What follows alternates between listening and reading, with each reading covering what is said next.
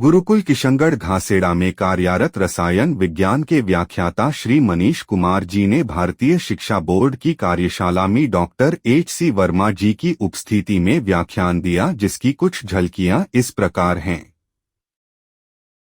You have not noticed. I am from Gurukul Kishangarh Ghaseda, Rewari, Haryana.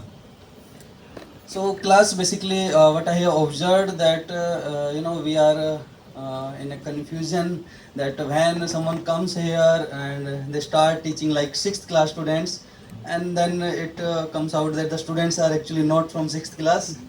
So actually just consider yourself up to 6th, 7th, 8th, and if we will get communication in that way, then these 10 minutes will be more fruitful. Or else we will teach something and you will ask something, and then topic will be diverted. And when I observed all these things from last 30 minutes and sir have explained 2 times, then I come to comes to the conclusion that I should change my topic. तो हम कल से बात कर रहे हैं कि बहुत सारी चीज़ों का हमने क्लासिफिकेशन किया है। जैसे मेरे हाथ में माइक है, यहाँ पे डस्टर है, यहाँ पे बोर्ड है। तो instead of writing the topic what I am going to explain you, मैं आप लोगों से ही टॉपिक पहले समझाऊंगा, उसके बाद उसका नाम बताऊंगा और उसके बाद आगे चलेंगे, जितना टाइम रहेगा उस हिसाब से। तो जैसे हमने कल ऑलमोस्ट 75 तरह की चीज़ों का क्लासिफिकेशन किया था, और अभी भी बहुत सारी चीज़ें आप अपने सराउंडिंग में देखोगे, बहुत सारी चीज़ें हैं। फॉर एग्जांपल कुछ चीज़ें ले लें, मान लो मैं आपको कहता हूँ ये एक बोर्ड है, ये माइक है, this is duster, my hair, shirt, everything. तो आप लोग क्या मुझे बता सकते हो कि इन सब चीज़ों में is there is something common? Can you observe and tell me that is there is something common in all these things that you can see around yourself? All are not, we are living. Everything. For example, everything that you can see, that you can say that you can feel the presence. Can you find out something common in everything? All are man-made. All have mass. Mass. What is mass? That's why 6th class student is answering mass. So yeah, okay, thank you. Basically, if we just try to understand it, then we can say that yes, this duster and this mic, there is no relevant in these two, but there is a common thing that both of these have acquired some space. Is it? And if we take both of these two things on a weighing machine, all are familiar, then they will show some weight. Both have some weight. Yeah. So we can say that everything. Just think about everything that you have in your surrounding. Done it?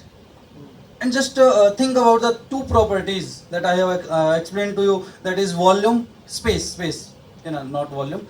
All these things occupy a definite volume, and if we put that on weighing machine, then we comes to know that yeah, weighing machine is showing some weight. Is it right?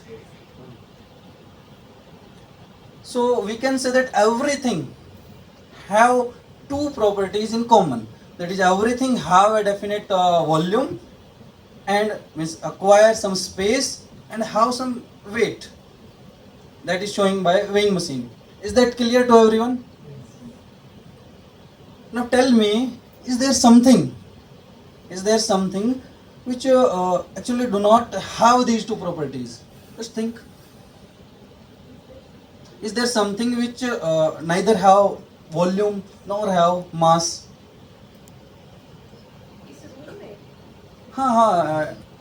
Anywhere you can imagine, tell me, we will discuss about that. Air. जैसे मुझे कल सपना आया कि H.C. Verma sir मेरी इस presentation की बड़ी तारीफ कर रहे हैं सर हमारे। अब मैं आके आपको ये थोड़ी कहूँगा मेरे को 5 लीटर सपना आया या 10.5 किलोग्राम सपना आया और बड़े मजे आ गए, सर आए थे सपने में। क्या मैं कह सकता हूँ ऐसा? सर हमारे विचार हो सकते हैं ऐसे। Yes, you got it. So yes, we can say that everything that have some definite mass, we have two types of thing around us. Maximum are having a two property, that is they are showing a definite weight on weighing machine and acquire some space, that we can say that they have a definite volume. But apart from that, there are something which do not lie in this definition. For example, dreams, our thoughts, feelings, yeah, sound, you know, we can बिल्कुल सही बात है, sound भी है उसमें हम, और फिर मैं आपके लिए एक ओपन एंडेड क्वेश्चन छोड़ के जाऊंगा, क्या और भी कुछ चीज़ें हैं वो होमवर्क के लिए रहेगा। लेकिन हम यहाँ इसको अब नॉमेनक्लेचर पे जाते हैं कि दो तरह की चीज़ें हमारे पास, उनमें एक वो है जिनके पास एक डेफिनेट मास, डेफिनेट वेट है, और एक वो है जिन्होंने एक डेफिनेट स्पेस एक्वायर किया हुआ है। तो उस तरह की सभी चीज़ों का, जैसे आज के प्रेजेंटेशन में बात हुई food, teeth, whatever we have discussed, is that thing is, you know, we can feel it have mass and it acquires some space, it have weight and space, that is called matter, that is called matter. And my theory is that, you know, science start with that point. I don't know about the all the ancient philosophy and all these things, but I thought that for a 6th, 7th or 8th class student, we should start every topic in science with matter. If we can connect that with matter, then that will be a good connection and we can go more fruitfully. So one thing is classified, that is matter, then the other one are non-matter, other one are non-matter. So the first homework is just find out something, you know, non-matter around yourself.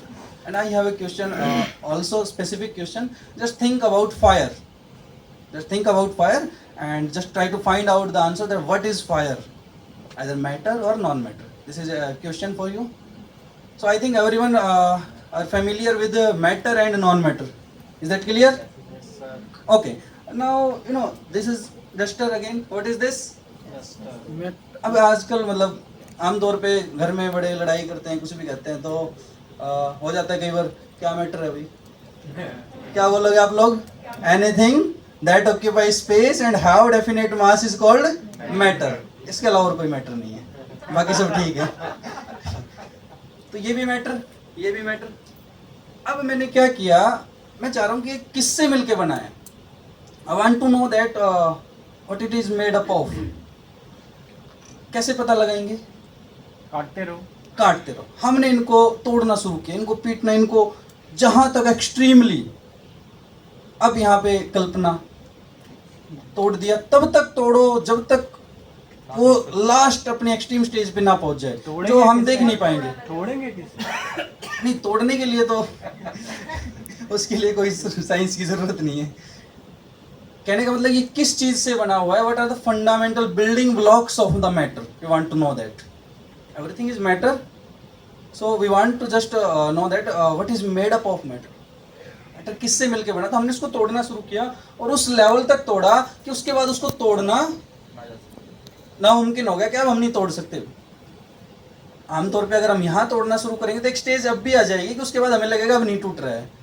तो अभी हम उसी तक रहते हैं कि उसके बाद हमें लगेगा नहीं टूट रहा है। हालांकि अगर और आगे जब आप पढ़ोगे, साइंस में आगे जाओगे, तो एंड कुछ नहीं है, आप तोड़ते रहो जब तक तोड़ सकते हो, पढ़ते रहो और तोड़ते रहो।